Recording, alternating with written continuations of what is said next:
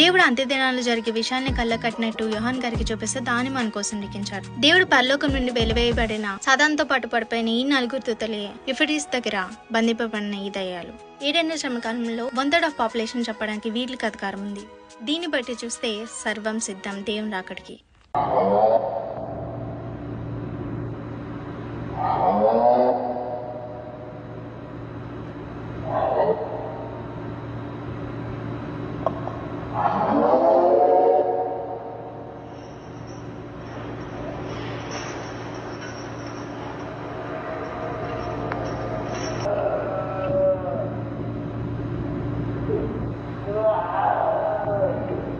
Yeah.